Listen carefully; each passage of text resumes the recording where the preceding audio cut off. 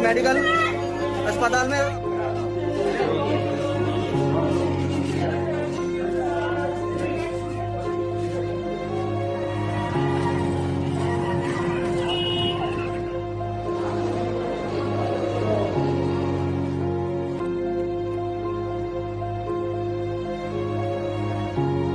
4,70,000 रुपए जमा कर चुकी हूँ और इन लोग को पता भी नहीं है कि मेरे पापा का कौन सा टेस्ट हुआ है कौन सा नहीं हुआ है। यहाँ पे आज सुबह से 2 बार ऑक्सीजन पूरा खत्म हो चुका है। तो बोल रहे हैं कि ऑक्सीजन कम है, उन लोग के खिलाफ कार्रवाई होगी। मैं यहाँ खड़ी हूँ, करके दिखाओ। मेरे पापा ऊपर है, तुम अपने घर में आराम से बैठे हो, आके दिखाओ। हमारा यूट्यूब चैनल में आप सभी का स्वागत है। आज बात यूपी में ऑक्सीजन की होगी, यूपी में बेड की व्यवस्था क्या है और सरकार क्या दावे कर रही है, जमीनी हकीकत क्या है। हालात उत्तर प्रदेश के लगातार बिगड़ते जा रहे हैं। सरकार ये दावा कर रही है टीम 9 की बैठक में, क्योंकि टीम 11 की बैठक तो अब उसको नाम चेंज कर दिया गया। नाम बदलने से और काम बदलने से हालात नहीं सुधरते। आपको हालात पर जा करके जायजा लेना होगा। वहां पर देखिए कैसे लोग तड़प तड़प करके दम तोड़ रहे हैं। चाहे हम लखनऊ के मेडिकल कॉलेज की बात करें, चाहे हम लखनऊ के डॉक्टर श्यामा प्रसाद मुखर्जी अस्पताल की बात करें, या हम राम मनोहर लोहिया अस्पताल की बात करें। राम मनोहर लोहिया का भी ताजा मामला, अरे आपने देखा होगा, एक महिला पेशेंट थी, वो एडमिट थी, उसका ऑक्सीजन लेवल काफी घटता जा रहा था, उसको मृत्यु घोषित कर दिया, उसके घरवाले को डेथ सर्टिफिकेट तक के थमा दिया जब वो वीडियो सोशल मीडिया पर वायरल हुआ। लेकिन अभी तक त्रिपाठी जो डॉक्टर हैं उन पर कोई कार्रवाई नहीं की गई है। सरकार उन पर मेहरबान है, आखिर क्यों, ये बड़ा सवाल है।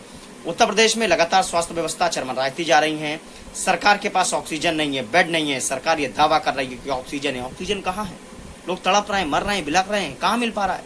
मैंने खुद बहुत लोगों को कोशिश की ऑक्सीजन मुहैया कराने की, और मैंने बहुत से लोगों के साथ मैंने अपनी मदद जो मैंने सोची कि उनको दे सकूं, अस्पताल में एडमिट करा सकूं, तमाम मेरे प्रयासों के बावजूद भी नहीं हो पा रहा है। अब कंट्रोल कमांडेड रूम जो लखनऊ में बनाया गया है, वहां पर लोग तड़प रहे हैं, बिलख रहे हैं। उनको सरकारी एम्बुलेंस नहीं मिल पा रही है। अगर वो भी मिलती है तो सरकारी एम्बुलेंस वाले भी पैसा खा लेते हैं, लेकिन पेशेंट नहीं बच पाता है। वजह ऑक्सीजन की फंस जाती है। अगर हम बात करें 60 से 70% से डॉक्टर अब तक राजधानी लखनऊ में कोरोना की चपेट में आ चुके हैं। King John medical college, doctor Shyama Prasad Mukherjee अस्पताल, SGPGI, राम मनोहर लोहिया, ये 4 बड़े अस्पताल हैं। इनको कोरोना की जिम्मेदारियां दी गई थी कि आप इसको गाइड करेंगे। जब वही संक्रमित हैं तो वो पेशेंट को कैसे देख पाएंगे, ये बड़ा सवाल है। और पहला बात, सरकार पिछले 1.5 साल ने क्या किया?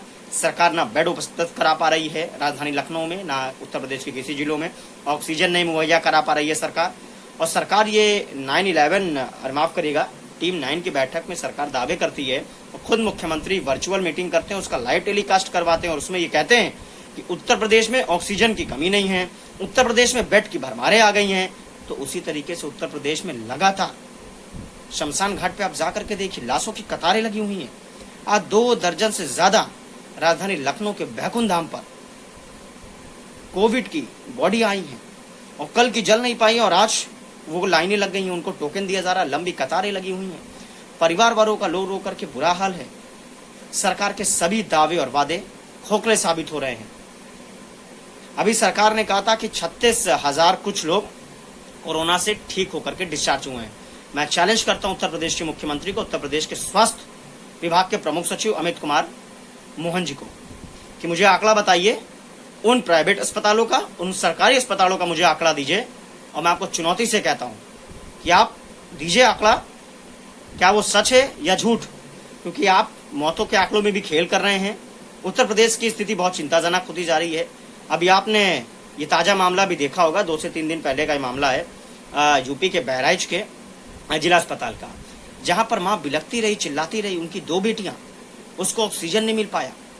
हालात इतने ज्यादा बद से बदतर होते जा रहे हैं। डॉक्टर भी अपनी मनमानी कर रहे हैं। डॉक्टर किसी परमिशन के बगैर अस्पताल में एडमिट नहीं कर रहा है। क्या कर रहा था जिला प्रशासन? थू ऐसे जिला प्रशासन पर बहराइच के, जो एक माँ की जान नहीं बचा सका। बेटी देखिए किस तरीके से मुंह से ऑक्सीजन दे रही है। शर्म आनी चाहिए जिला प्रशासन के बैठे वहां पे अफसर अपनी रीढ़ की हड्डियां सीधी करते, एसी में बैठ करके। शर्म आनी चाहिए उन अस्पताल के प्रशासन और उन अस्पताल में बैठे डॉक्टरों को। नीच हैं, गद्दार हैं, कमीने हैं, कुत्ते हैं साले एक नंबर के। ऐसी भाषा का इस्तेमाल तभी करना पड़ता है जब इंसानियत मर जाती है। अगर उस मां को ऑक्सीजन मिल गया होता तो शायद आज उसकी जान बच गई होती। मेरी उस परिवार वालों से बातचीत हुई, उसने कहा कि लगातार मैंने वहां के डॉक्टरों से संपर्क किया, डॉक्टरों से बातचीत की, लेकिन डॉक्टर ने कह दिया कि ऑक्सीजन नहीं है, बंद कर दो, ताला लगा दो उस अस्पताल में। जिस अस्पताल में ऑक्सीजन नहीं है, सरकारी अस्पताल में, थू है ऐसे अस्पताल पर। मुख्यमंत्री को शर्म आनी चाहिए कि हमारा उत्तर प्रदेश की जनता मुंह से ऑक्सीजन दे रही है। और ठीक इससे पहले की अगर हम बात करें, आज से 2 हफ्ते पहले की जो आगरा की तस्वीर आई थी, अपनी पति को बचाने के लिए पत्नी ऑटो में मुंह से ऑक्सीजन दे रही थी, बिलखता रहा, तड़पता रहा, उसने दम तोड़ दिया, उसको अस्पताल में बेड नहीं मिला और ना ही उसको मरने के बाद भी एम्बुलेंस मुहैया हुई। अंतिम संस्कार के लिए उस परिवार के पास पैसे नहीं थे। आप कल्पना कीजिएगा कि हालात बस से बदतर होते जा रहे हैं, लेकिन सरकार कोई निर्णय नहीं ले पा रही। भावुक हो जाता हूं जब इस पर मैं बातचीत करता हूं। लगातार अपने यूट्यूब चैनल के माध्यम से अपने दर्शकों की आवाज उठा रहा हूं और आप भी हमारे साथ संकल्प लीजिए कि आप लोगों की मदद कीजिए। और सरकार के सिस्टम और सरकार ने जो दावे कर रही है, सरकार का सिस्टम मर चुका है। यूपी में स्वास्थ्य व्यवस्था चरमरा चुकी है। यूपी के स्वास्थ्य मंत्री केवल घर में बैठे रहते हैं। टीम 9 की बैठक में वर्चुअल जुड़ जाएंगे, बड़े बड़े दावे करेंगे, वादे करेंगे, लेकिन सारे दावे और वादे खोखले साबित हो जाते हैं। अभी मैं एक चैनल की डिबेट में सुन रहा था, यूपी के पंचायत चुनाव की जो मतगणना हो रही है, समाजवादी पार्टी के अनुराग भदौरिया जी, उन्होंने बड़ा अच्छा बोला और मैं उनकी बात पे मैं उनको शुक्रगुजार हूं कि यूपी में बेड नहीं है, हालात नहीं है, मुख्यमंत्री एसी की हवा खा रहे हैं। मुख्यमंत्री को शर्म आनी चाहिए। जिस राज्य के मुखिया हो आप, वो राज्य की जनता तड़प रही, बिलक रही, मर जा रही है, अब उसको ऑक्सीजन मुहैया नहीं करा पा रहे हैं। इस तरीके की बातें अनुराग भदौरिया साहब ने कही है। और अनुराग भदौरिया ने यह भी कहा है, खुद अनुराग भदौरिया एक उस घराने से आते हैं, ठीक है, अच्छी बात है, उनके पास पैसे हैं, वो इस वक्त लोगों की मदद कर रहे हैं। मैं भी लगातार अनुराग भदौरिया जी को कई बार मैंने फोन किया, कई लोगों को मैंने बेड्स मुहैया कराए, कई लोगों को मैंने ऑक्सीजन भी दिलाया। लेकिन जब होता है कि जब इंसानियत मर जाती है सरकार की, जब सरकार की आंखों का पानी मर जाता है, स्वास्थ्य विभाग खाली घोटाले में नंबर 1 है, काम में नंबर 1 नहीं है। मुझे आंकड़े गिना दीजिए, क्या अभी 1 महीने के भीतर आपने जो सारे वादे किए थे उस पर आप खरे उतरे क्या? लखनऊ में कोविड अस्पताल बन गया क्या? नहीं बना। ऑक्सीजन मिला क्या? नहीं मिला। सरकार पूरी तरीके से सारे दावे ध्वस्त होते जा रहे हैं। चरमरा आ चुकी है स्वास्थ्य व्यवस्था। सरकार अब कुछ नहीं कर पा रही है। लोग तड़प रहे हैं, बिलक रहे हैं। राजधानी लखनऊ में लगातार कोरोना के मरीज तकरीबन 4000 से 5000 के बीच आ रहे हैं और मौतों के आंकड़ों में भी सरकार खेल कर रही है। लखनऊ के बैकुंठ धाम की हम आपको तस्वीर दिखाएंगे, दिल झकझोर जाएगा। इंसानियत सरकार की मर चुकी है। सरकार की आंखों का पानी मर चुका है। सरकार में बैठे मंत्री अधिकारी बू आ रही है। सरकार के कई मंत्री, कई विधायक कोरोना की चपेट में आ चुके हैं। कईयों की जान चली जा चुकी है। कई पत्रकार साथी हमारे उनका निधन हो गया है। लेकिन हम शुक्रगुजार हैं इलेक्ट्रॉनिक मीडिया के अध्यक्ष नीलेश चौहान जी का। वो भी हमारे अच्छे मित्र हैं और पत्रकार साथी हैं। उन्होंने भी बड़ा संघर्ष किया और आज वो उस मुकाम पर पहुंचे हैं। और उन्होंने अभी हाल ही में कुछ दिन पहले ही एक लाइव करने के दौरान उन्होंने एक पत्रकारों के लिए मुख्यमंत्री से अपील की कि जो पत्रकार साथी हैं बैकुंठ धाम के सिवा जहां पर अस्पताल में कोविड के मरीज तड़प रहे हैं वहां पर जाके ग्राउंड जीरो की रिपोर्ट कर रहे हैं, या फिर जहां वैक्सीनेशन है वहां जा रहे हैं, जहां पर कोविड की लाशें धरी गई हैं वहां की कवरेज कर रहे हैं, वो कोरोना की चपेट में आ चुके हैं। कई पत्रकार साथियों की हमारे जान जा चुकी है बड़े पैमाने। सिर्फ मसला यही रहा है कि ऑक्सीजन टाइम पर नहीं मिल पाया, बेड नहीं मिल पाए।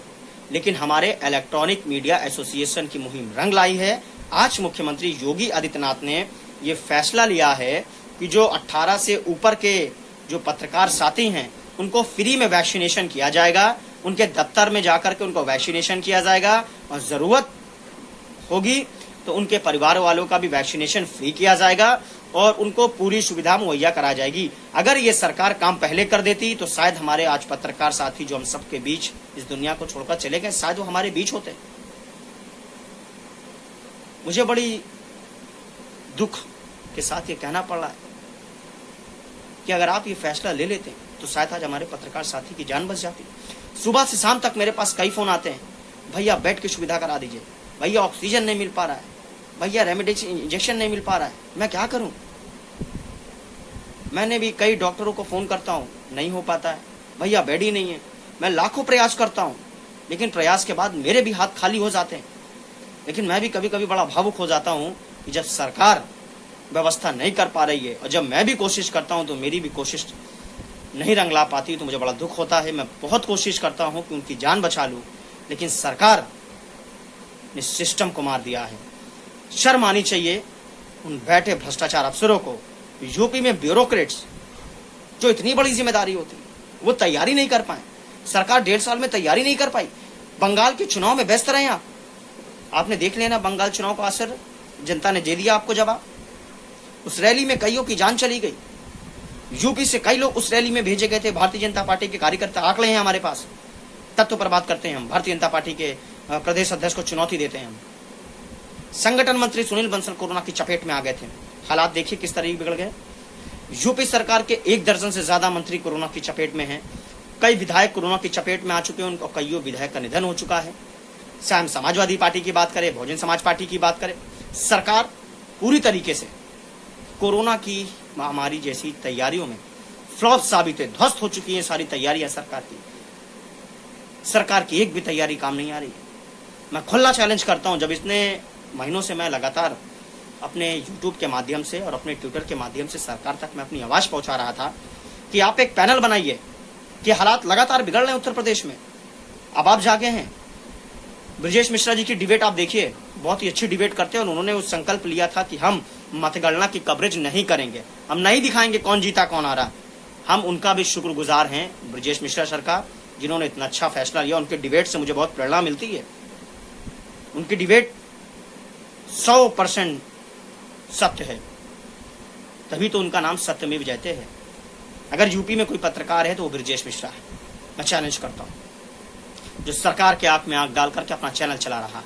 अब कैसे चला रहा तो मुझे ये नहीं पता, लेकिन कहते हैं ना कि सरकार विज्ञापन को देकर के चैनल को खरीद लेती है, लेकिन ब्रजेश मिश्रा बिकने वाला नहीं है। मैं चुनौती के साथ कह सकता हूं योगी आदित्यनाथ को। उनके भी कई ऐसे साथी हैं जिनका कोरोना से निधन हो चुका है। वो कितने भावुक हो जाते हैं डिबेट में। भारतीय जनता पार्टी के अगर कार्यकर्ता, माफ कीजिएगा, भारतीय जनता पार्टी के अगर प्रवक्ता उस डिबेट में जुड़ते हैं तो उनके पास सवाल नहीं होता है कि उस सवालों का जवाब दे दे। कल हमारे बहुत पुराने सर, जो भारतीय जनता पार्टी के दिग्गज प्रवक्ता थे और एक कानपुर के प्रोफेसर भी रहे हैं, प्रोफेसर मिश्रा साहब, डॉक्टर मनोज मिश्रा जी का कल निधन हो गया। मुझे बड़ी दुख के साथ ये कहना पड़ा, मैं बड़ा भावुक हो जाता हूँ जब ऐसी बातें आती हैं। ठीक 1 हफ्ता पहले जब मैंने ट्वीट पे लिखा कि उनकी हालात बहुत खराब होती जा रही है, मैंने कई भारतीय जनता पार्टी के वरिष्ठ नेताओं को व्हाट्सएप पर मैसेज भी किया, लेकिन मैसेज में एक भी रिप्लाई नहीं आया। सोशल मीडिया में जब ये खबर चल रही थी कि उनकी हालात बिगड़ती जा रही है, तबीयत बहुत खराब होती जा रही है, परिवार ने बड़े नेताओं से गुहार लगाई, मुख्यमंत्री से गुहार लगाई, लेकिन मुख्यमंत्री ने उनकी मदद नहीं की। शायद आज अगर मदद की होती, किसी सरकारी अस्पताल में उनको अच्छा इलाज मिल गया होता, तो आज डॉक्टर मनोज मिश्रा हमारे बीच होते, लेकिन सरकार ने ऐसा नहीं किया। और फिर सोशल मीडिया पे कहा जा रहा था कि अफवाहें फैल रही हैं, डॉक्टर मनोज मिश्रा सही हैं। मेरी फोन पर डॉक्टर मनोज मिश्रा से बात हुई है। उन्होंने कहा कि बेटा बहुत तबीयत खराब है, मैं क्या करूं, कुछ नहीं कर पा रहा हूं। मैं चाह करके भी उनकी मदद नहीं कर पाया। लेकिन जब 1 हफ्ता बाद एक खबर आई कि उनको एक कानपुर के दूसरे अस्पताल में वेंटिलेटर पर रखा गया है, हालात और ज्यादा चिंताजनक होते जा रहे हैं, स्थिति बहुत बिगड़ती जा रही है उनकी, लेकिन सरकार ने एक भी मंत्री ने उनकी मदद नहीं की। अगर मदद की होती तो शायद आज हमारे बीच बैठे होते हो। शर्म आनी चाहिए सरकार के ऐसे सिस्टम पर। थू है ऐसे सिस्टम पर सरकार के, जो ब्यूरोक्रेट्स भी कुछ नहीं कर पाए, उसकी मदद नहीं कर पाए, जो आज हम सबको छोड़कर इस दुनिया को अलविदा कह गए। डॉक्टर मनोज मिश्रा के परिवार बहुत ही उस पीड़ा से गुजर रहा है। हम गुजारिश करते हैं अपने यूट्यूब चैनल के माध्यम से कि उनके परिवार वालों की मदद की जाए। सरकार की आंखों का पानी पूरी तरीके से मर चुका है। सरकार स्वास्थ्य व्यवस्था के नाम पर केवल वाहवाही लूट रही है और उत्तर प्रदेश में स्वास्थ्य व्यवस्था चरमरा गई है। आज के इस खास कार्यक्रम में इतना ही। फिर मिलेंगे किसी और चर्चा के साथ।